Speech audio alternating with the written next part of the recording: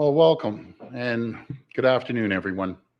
It's great to be here in Hogs Hollow, Toronto. I'm joined by my Minister of Education, Stephen Lecce, and our local champion, MPP Robin Martin. Robin is doing an incredible job delivering results for the people of Eglinton Lawrence. Last year, we provided $3 million to Baycrest Hospital to help them make necessary renovations and upgrades. We've completed 70% of the first phase of the Eglinton Crosstown LRT project, including major station construction and 32 kilometers of track. And we've pledged $3 million to support businesses impacted by the construction. And we're moving forward with $4.7 billion Eglinton Crosstown West extension through Etobicoke with a proposed connection to the airport. These projects will mean more jobs, more business opportunities, and more convenient transit for people living in this community. Today, we're continuing to build on those important investments here and all across the province. As I've said before, if we want to invest in our future, we have to invest in our young people. And today, we're doing just that. This neighborhood continues to grow and thrive, and we need to make sure families and students not only have access to more spaces in schools, but also have access to better schools with modern facilities, the best possible learning environments where kids can reach their full potential and start down the road lifelong success. We've already started that important work with investment for 2019-2020 of $500 million for 30 new schools and 15 renovation projects right across the province. Today, I'm excited to announce that we're making an additional multi-million-dollar investment in the future of the education system. For the coming year, we're investing $550 million. I apologize, $550 million to build another 20 brand new schools and renovate 8 existing schools across Ontario. That's over $500 million to create almost 16,000 more spaces for students, as well as teachers and education staff. And that includes Loretto Abbey. I can tell you folks, this is one of the most beautiful schools I've ever been in. I apologize. First time I've ever had to do that in 8 months. This is one of the oldest schools in Toronto and historic part of this community. Today, we're investing $24 million to provide the school with modern upgrades and create space for 620 more students while preserving the heritage of this building. This includes installing a brand new boiler for heating, upgrading the cooling and ventilation system, and adding more Wi-Fi access and fiber optic cables for high-speed internet access throughout the building. These projects will also help create jobs and support local businesses here in the neighborhood.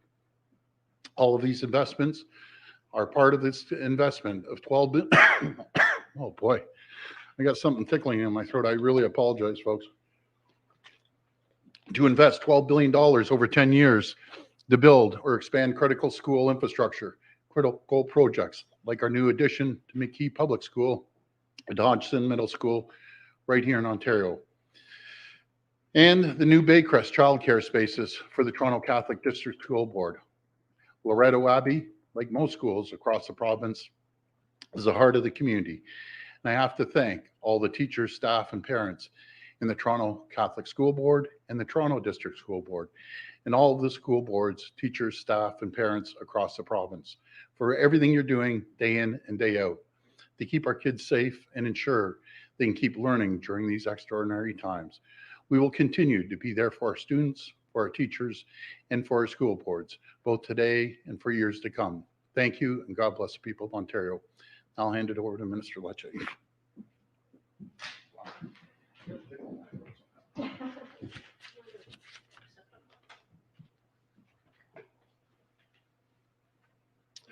Well, good afternoon. I want to thank the Toronto Catholic District School Board community for welcoming us here to Loretto Abbey Catholic Secondary School. As the Premier said, it is a cultural institution with a proud alumni network of women making a profound difference across our province. And I just want to say, before I start, I want to just first off recognize Trustee Rizzo, Director Dr. Brown, And someone who has known me for many years, the principal of this school is a former educator of mine, Mrs. Bellissimo, who has been inspiring young women and men for a generation. And Ms. Bellissimo, it is amazing to see you and presence here at the school and to see you inspiring so many young people as you did for me. So thank you. As you know, we are in the middle of a pandemic, and we remain squarely focused on the safety of our kids and the quality of their learning. Good government thinks ahead, keeps their eye on the ball in the immediate term while continuing to focus for the medium and long term and to plan for it. And we must ensure our schools remain safe, our classrooms are modernized, and that we uphold the highest standards for your kids. We know schools are centers of learning, discovery, and development. They are a safe space for our kids, a place to meet a friend, to build character, and to discover one's vocation. We know parents expect our schools to be improved and state of the art. And that is why in the summer, the Premier announced an investment in the future of our young people in this province, over $500 million investment to build new schools, to renovate existing ones, and to expand access to childcare for working moms and dads. Now more than ever, it's important to get these projects off the ground. Our government's accelerating another investment of $550 million today to ensure schools are in top shape, with 8 permanent additions, including right here at Loretto Abbey, 20 new schools, and 870 additional and affordable childcare spaces for parents. Our investment announced today will help create nearly 16,000 new student learning spaces, spaces that meet the highest and safest standards, which we know from COVID-19 is priority number one. Today's $550 million investment is for this year alone, part of a much larger 10-year, $12 billion investment to rebuild Ontario's schools. That's supported by over $1.3 billion every single year to maintain our schools. Now we're supporting the next generation by building new schools right across this province. Nous construisons des nouvelles écoles à travers toute la province. Here at Loretto Abbey, this historic school will receive, as noted by the Premier, $24 million to upgrade the existing building, expand 620 new student spaces, and improve this facility for the next generation. Now, parents have been a strong voice for this school. Your greatest champion in the Ontario legislature is my friend Robin Martin, your MPP. She has not rested until this project received the approval it deserves, and for that I know our community here in Toronto and across our province is grateful.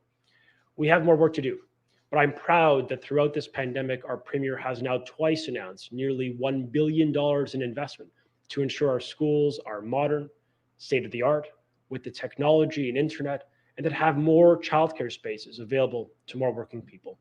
Thank you, and it's now a pleasure to invite up to the podium the Toronto Catholic School Board Trustee for North York, Maria Rizzo.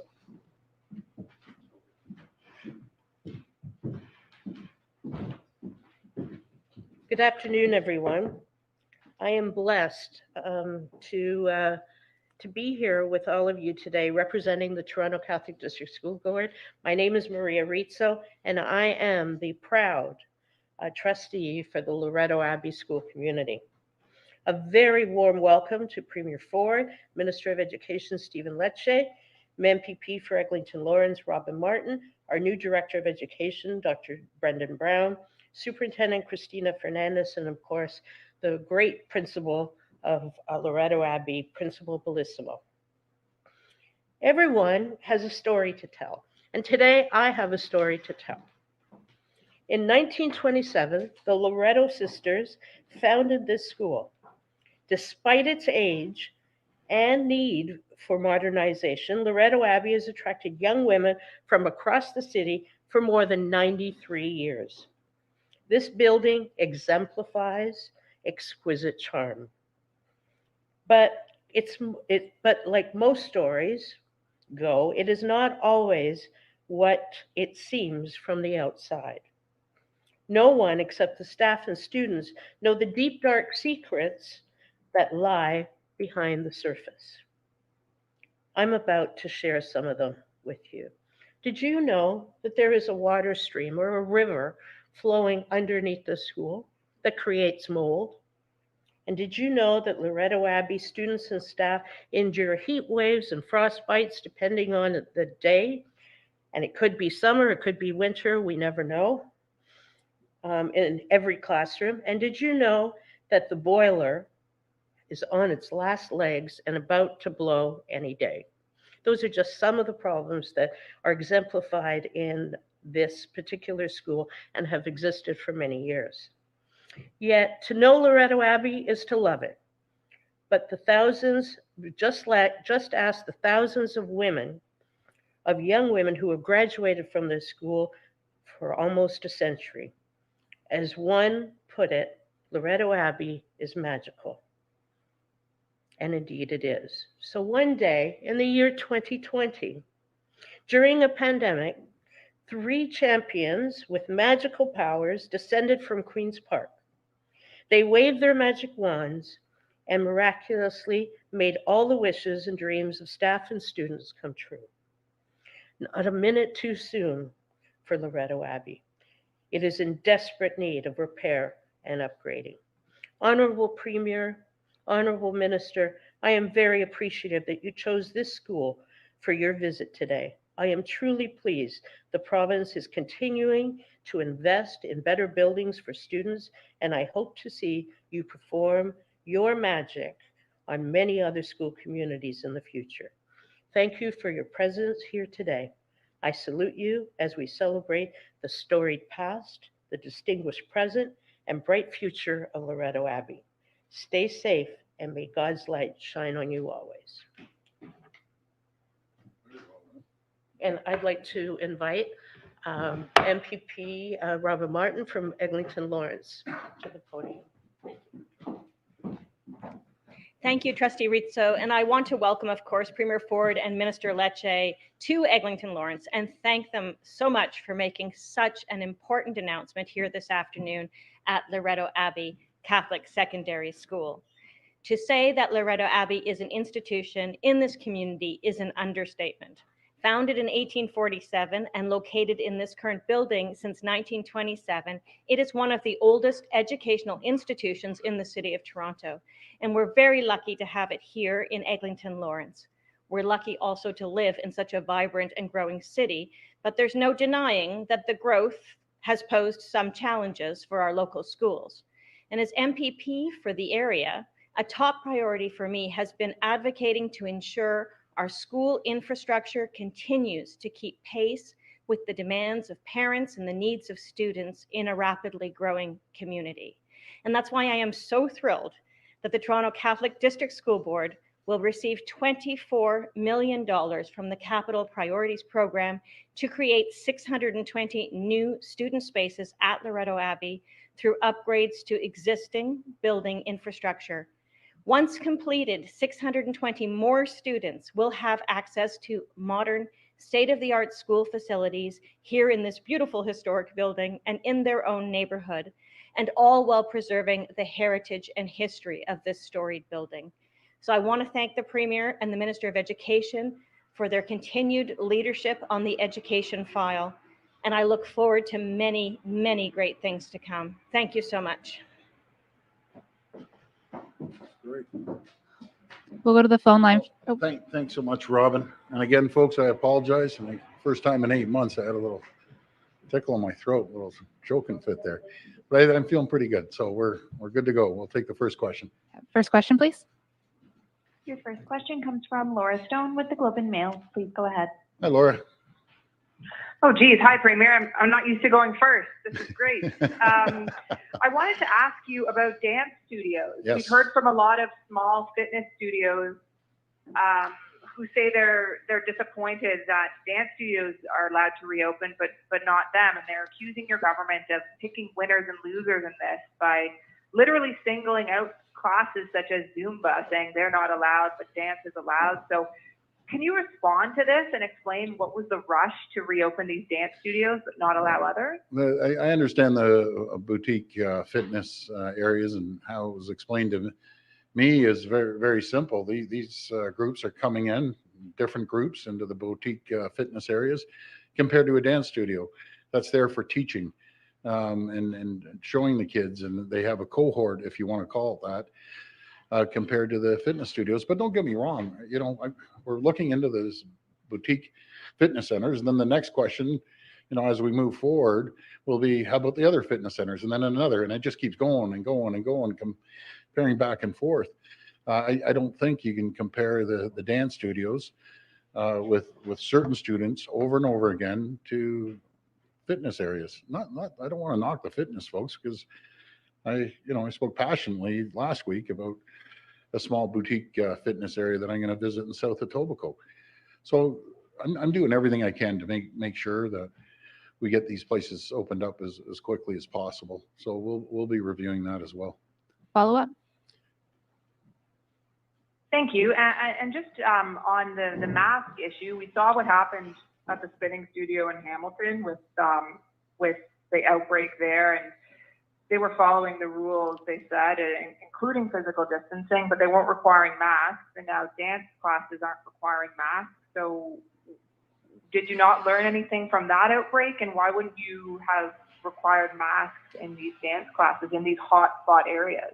Well, what I understand, I've only talked to one of the dance studios. I know all our MPPs have talked to their local ones, but they have some really strict guidelines in place. Again, they're cohorts that come in, these students, not too much different than school. They come in, they get taught, and then they're leaving. Compared to, that spin class, what are the cases? Once you do contact tracing, they told me it ended up in the thousands and thousands of people. So I think it's, we're comparing kind of apples and oranges on that one. Next question. Your next question comes from Christina Succi with CTV News Ottawa. Please go ahead. Hi, Christina. Hi, Premier. Thanks for taking my question today here in Thank you. Ottawa.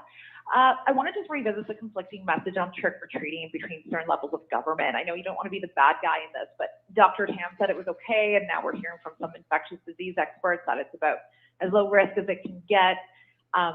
Our local chief medical officer of health does agree with you, but the reaction we're hearing within our community is people are just overall frustrated and tired of being confused by guidelines they say are not all aligning. So how concerned are you right now that you might be losing people's willingness to listen? Well, I don't think the guidelines can be any clearer. We have Dr. Etches from Ottawa on side, Dr. DeVilla from Toronto, we have York, we have Peel, we have all the chief medical officers, and yes, you can find a few docs that will disagree all the time. We find all the time a certain group of them, and if I followed some of the advice that I heard from those same people at the beginning, it would be a real disaster. So I could look at it both ways, but I have to take the advice of the chief medical officer, which I have, and move forward with it. But it's very clear. I don't want to. I'm not canceling Halloween. What we're highly recommending: do not go door to door in the hotspot areas. And we've seen it. And if we didn't act quickly, by the way, in Ottawa, I had a good briefing with Dr. Brown. And, if we didn't act, we'd be going over the edge right now in Ottawa, as he mentioned. So I'm glad we made the decisions that we made to keep the people of Ottawa safe. They aren't easy decisions, I'll tell you that. Follow up? Yes, certainly not easy decisions. And in terms of enforcement now, with people who may be piling their kids into the car and driving 30 minutes outside of Ottawa to still give them that trick-or-treating experience, or people may be having house parties or larger than they should gatherings inside the house because now they're being told not to go out and trick-or-treating. What's the plan there for enforcing rules?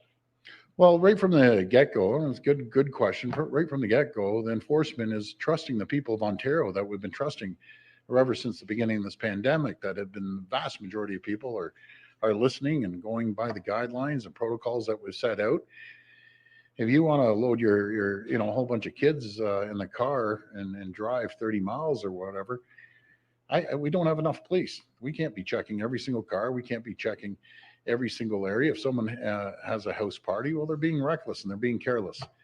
Guys, the only way we're going to get through this is by following the protocols and the guidelines. It's proven, not just here, but around the world, that if you do these steps, we have a better chance of lowering the cases, getting back on our feet. We did it once before. We can do it again. We will do it again.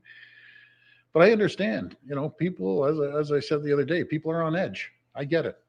I hear it out there. I understand it.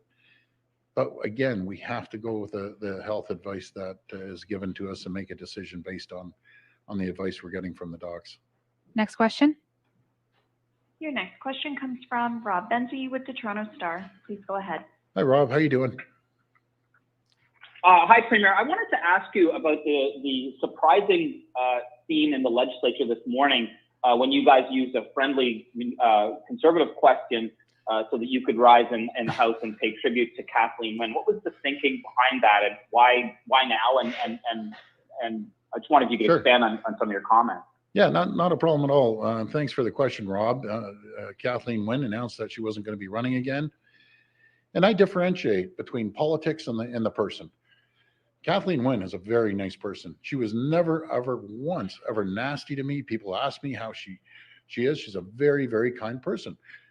Do we differ on our politics? Sure. But it doesn't mean she's a bad person. I just want to acknowledge that. And there's only 25 other people since the history of this province that understands walking a mile in my shoes. Some decisions, and even decisions about Halloween. If you make one decision, there's 10 other reactions. And then you make another one, another 10. And she understands that. Making decisions late at night, it weighs on you. And no one else understands it outside of 25 other premiers. And I have a great deal of respect for her. She's a trailblazer in the fact that she was the first female premier, which is incredible. First gay premier, and I congratulate her. Incredible again. So there's many things that she was a trailblazer in. Do we disagree on politics? Sure we do. But I'm sure there's a few things that we agree on too. So I want to wish her all the best. She did a great job working with her constituents, serving the people of Ontario. And I want to wish her all the best. Follow up. Premier, were you surprised that the New Democrats, they didn't seem as happy about you using that question to pay tribute to Kathleen Wynne? There was some heckling that we could hear. I don't know if you could hear it where you were standing. Yeah. We could certainly hear it in the press gallery above. I wonder what your thoughts on that is. Did you think that was appropriate? Were you troubled by that? Yeah. Rob, it was totally inappropriate. You've been down there long enough, and when you acknowledge someone, no matter what political stripe they come from, you respect that. Well, I was acknowledging the former premier. The NDP were heckling and shouting out, and then what I understand, Kathleen Wynne went to acknowledge Andrew, and she kind of sloughed her off. Who does that? I'll tell you, who does. A very nasty, unhappy person. That's who does it, and it's unfortunate that Ms. Horvath decided to act that way. It's really disrespectful, and but that I'll leave it up to her to decide if she's going to do that again. But it's uncalled for. Last question. Your final question comes from Cynthia Mulligan with City News. Please go ahead. Hi, Cynthia. Hi there, Premier. Hey. I'm wondering about the testing that Yep. occurred today. There were only 24,049 tests completed. That's about half of what your goal is. What's going on Yeah. with the testing? Well, I'll tell you, because I asked the same thing, and the good news is all the backlogs cleaned up, so I want to congratulate them. We had a little blip there for a week, 2 weeks. Now it's all caught up, so anyone who's going to get a test, you can get a result almost immediately, a day later, 2 days later. But right now, we can't force people to come in for a test, no matter if it's in North Rexdale or up in Northwest Toronto, where we're seeing some issues. We're encouraging people to get there. We're putting pop-up testing centers, be it in Brampton or other areas. If you're showing symptoms, please get tested. Follow up. So are you saying it's not because of a lack of testing on the government and lab end that it's people not coming in? Because we did check with some of the hospitals, and they actually have far more openings for testing than they did last week and the week before. Yeah, Cynthia, I've never seen anything like it. Remember before I was begging people to come in, then a whole bunch of people showed up, and then we're geared up. We have the capacity now to do upwards to 50,000, and people aren't coming in. So I don't know if that's good news, bad news, but maybe people aren't showing the symptoms. And if you're showing symptoms, please come in and get tested. That's the most important thing. We just haven't been able to get enough people there, and anyone who's coming is getting tested and getting results pretty very quickly. Thank you. And I want to give a shout out to the testing folks and Matt Anderson again. He was in a real bind, but he pulled himself out of it, and the whole team, and now we're back at it, full steam. So thank you. Thank you, everyone. Thanks, everyone.